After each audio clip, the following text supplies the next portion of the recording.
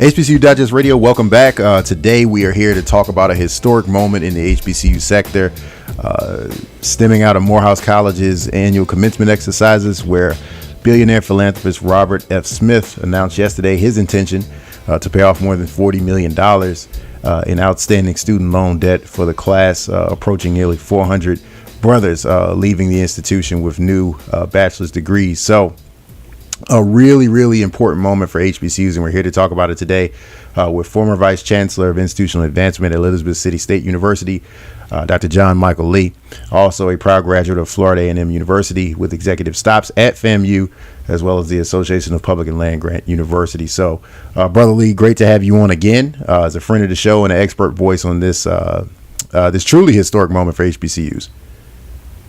Yes, thank you for having me. I think it's a great day and great week, great month, great year for HBCUs.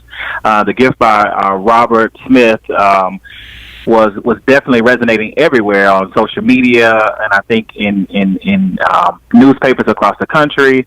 And I think it's really a great time for HBCUs to really think about what has happened and really take that momentum to another level. Talk about. So I want to with you get behind the scenes of something like this, right? Because you've had fundraising success at a lot of your stops, but something like this where someone decides I'm going to do something transformative.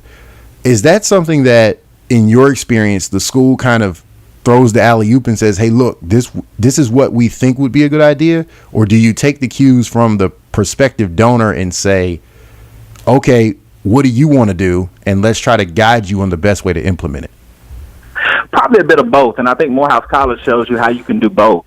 So you see that Robert Smith first gave a $1.5 million gift to Morehouse College in January, to help with some of the initiatives that were what other universities making. But I also think this is a part of that billionaire deciding that he wanted to do something transformative and he wanted to do something different. But it helps that he was nurtured along by the president and all those who had a hand in making that gift possible. And so it shows that if you have a good plan and you have good stewardship, great things can really happen.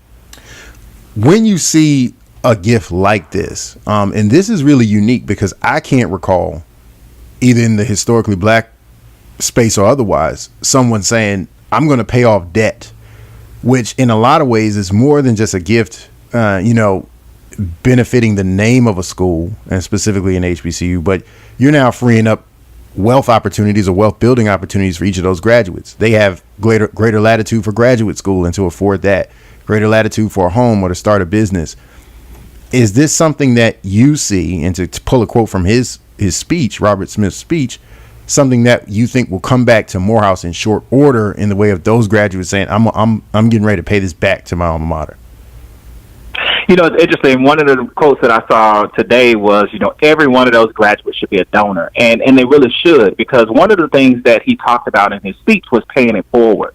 And I think one of the reasons why he wanted to pay for the debt of those young men is so that they had an open opportunity to go out and really take chances and contribute to the world and really get to success. And so then that they can pay it back to others as they move ahead, not just for themselves, but for their communities as well. And so I think that a part of this is, by canceling that debt, can those young men also become a part of doing great things for Morehouse in the future based off of this unique opportunity that was given to them. But what's also interesting is this is similar to a gift that John Thompson used when he gave to Florida A&M University a $5 million gift, which was the largest for FAMU. So what John Thompson did as a part of that when Dr. Mangum was there was also pay off student debts for students who graduated in 4 years and didn't have scholarships to go through school. So much more limited than the paying off a whole class, but definitely that same intent by not shouldering people in debt. They have more opportunities to go out there, take more risks, to excel, and then to give back. And so I think that is a really, really great when you're investing in human capital and not just in institutions. I think that is something that can be transformative for an institution. Just imagine how some of the classes from Harvard have been able to give back to Harvard universities, and now Morehouse has that same opportunity. Morehouse is really unique because it is less than 3,000 students, but its brand, its endowment, its resonance in the culture don't speak as a small school, so to speak. You've had experience at large flagship institutions, smaller public institutions. What are some of the key strategies that you would say that, particularly for smaller institutions, they can do to encourage or to build culture around philanthropy that can lead to a big time donation or a big time gift or even a big time relationship that'll eventually pay off? Well, one thing I think is the Obama model. How can you get more people who can give a small amount of money to make large impacts because you're getting them their numbers? And so I thought about this as, FAMU has over 80,000 grads. If 80,000 of those FAMU grads gave $500, just $500, that would be $40 million. And they could do the same thing on a yearly basis that we relied on one person to do it in one time. And so when we think about how far apart these gifts have been and how rare they are in the HBCU community, we want to have more, but there are only so many black billionaires in the world. I mean, we can't all go to Oprah and we can't all go to Robert F. Smith to say, hey, come pay off our debt. For our students. But what we can do is use this momentum as a way to say, how can I invest? How can I do more? How can our alums do more? One of the things we calculate is that if 20,000 ECSU alums, if just 100 of those from every graduating class gave $20 a month or $120 a year, that would lead to almost $700,000 in unrestricted income for the university that it could use to keep kids in schools and to do things like that. And so I think the challenge is not how do we necessarily replicate what has just happened at Morehouse, but how can we use that platform to say our students are worth investing in, and we need all of our alums and all of our stakeholders to come and give what they can towards that goal.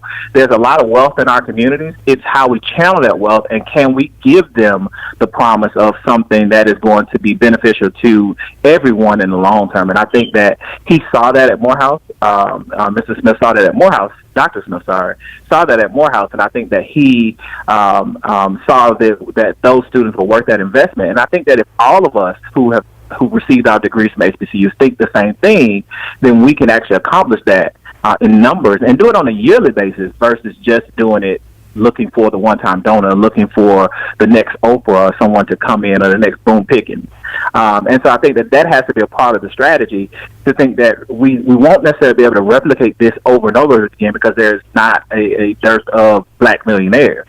But what we will be able to do, whether you're a big school or a small school, is to be able to reach out to our alums, galvanize them, make them understand that even those small dollars can go a long way. And so just imagine, even if you did half of that, if 80,000 FAMU grads did $20 a month or $120 a year total, that would equal almost $10 million a year to the university, unrestricted. That's enough to fund the entire athletics program at Florida A&M University. And that's how we have to start thinking about wealth, and how we have to start thinking about how we're going to go after those gifts and to have that transformative type of experiences in the future. How do you reverse some of the stereotypes in culture that specifically surround HBCUs, but they're all over higher education. They're all over giving, period, which is one, I didn't like my experience, so I ain't giving back. Or two, I want to give, but I don't feel that my gift will make a difference. My $20 a month will make a difference. Or I don't feel that unless I give $10,000 or more, I won't receive the recognition I feel that I'm due, like somebody who can give hundreds of thousands of dollars or millions. So how do you kind of address those two areas of concern or areas that give people pause about giving? One is I would throw those stereotypes out the door. One, we know that when we know there are several churches, black churches and big churches, that they give at record numbers. They produce lots of money. So the idea that African Americans don't give, or that people in general don't give, is just not true. But what is true is that you have to be able to galvanize, to give them a reason, give them a purpose. So there is some onus on the institution. That means the institution has to do more marketing, communications, and sometimes we have to teach it. We have to teach it not only in the classrooms for the students who are currently there, but we have to teach it for those who've already left. We have to show them the impact. And so it's not just something that they should wake up and say, oh, I know what the impact is. We should be telling them what that impact is. We should be reaching out and talking to our donors making them understand. We should be teaching them about wealth, how they can give to us. That we should tell them, you can give us your homes, you can give us stock, you can give us other things that are just as valuable as money. You could take out you may not be able to give a $25,000 right out of your bank account, but what you can do is you could go and pay $100 or $200 or something a month on a policy that would then pay out $25,000 or $50,000 to that university upon your death. So there are other ways we can start thinking about planned giving and ways to give back that doesn't require a big gift, but every gift should be celebrated, no matter how big and how small. So whether it's posting that donor's name, giving them a shout out on Facebook, every donor should be thanked for the work that they do. And in a lot of places, what's happening is that our HBCUs just don't have the financial or fiscal resources to really be able to go out and get the money like other places, like more experienced and more mature shops. And so we have to figure out a way to use the mechanisms that we have with us to be able to get that message out to our alums and to our supporters, because he's not an alum of an HBCU. Right. But he's a supporter. There are those who still believe in the foundation that has been laid, who believe what Benjamin Elijah Mays thought about when he was at Morehouse, and who believe in the HBCU experience and in the HBCU graduates. And so I think that is where we have to really focus. Just to round it out, there's been a lot of gains made in the HBCU community with campaigns. Successful capital campaigns, micro campaigns. We've specifically seen some growth in alumni giving, particularly under younger graduates. You've had some success there at Florida A&M, at Elizabeth City. What are some of the things that you have been proudest of in your career that have specifically reached out to younger people? And you and I have talked about this privately, because with younger people, there's a challenge of, I don't like the experience, or I love the experience, and I have a family now. I have young kids. So the way that they look at philanthropy is a little bit different right now. But what are some of the things in which you take the most pride that have specifically galvanized young folks to start giving back and creating a culture that'll last 30, 40, 50 years? Well, one of the things is reaching out to younger people. So when you think about the 10 for 10 challenge at FAMU under Sika Rose Green, or you think about some of the things that have happened, the talent is there, the passion is there. What has to really happen there is, how do we encourage that passion and allow them to grow? Like, for example, one of our alums at FAMU there's a Facebook group, and it's a giving group, and they have what's called Black Giving Dollar Day. And they choose a project on the campus, and it may be a small project, something like I think most recently they had the championship rings for the tennis team that couldn't afford those rings. Well, they came up with the money, and they saw those rings, and the tennis team who won the championship, the BX championship, actually sent back thank yous through videos to let all of those donors know that they really appreciated their donation. And so it can be really small things, but what I love the most is encouraging that type of giving and type of spirit amongst our alums who understand that they can help, and they can help organize, and they can help their part. I think one of the key differences is understanding the difference between our younger alums and our more seasoned alums. Our seasoned alums give out of a sense of obligation, almost like our tithers to the church. Well, younger alums don't do that. They give for a very specific reason. They give because they want to see impact. They give because they want to see growth. They require a little bit more communication. They want to know what's happening. They want it to be done in a professional way. And they've gone to graduate schools that they hear from and that are doing things, and they want to be cultivated. And so engaging a younger alum may be a little bit different, especially millennials, and it goes against what we have done for a very long time, but we have to be innovative. And so one of those things I've loved to do is that we have an annual gathering at ECSU called Viking Fest.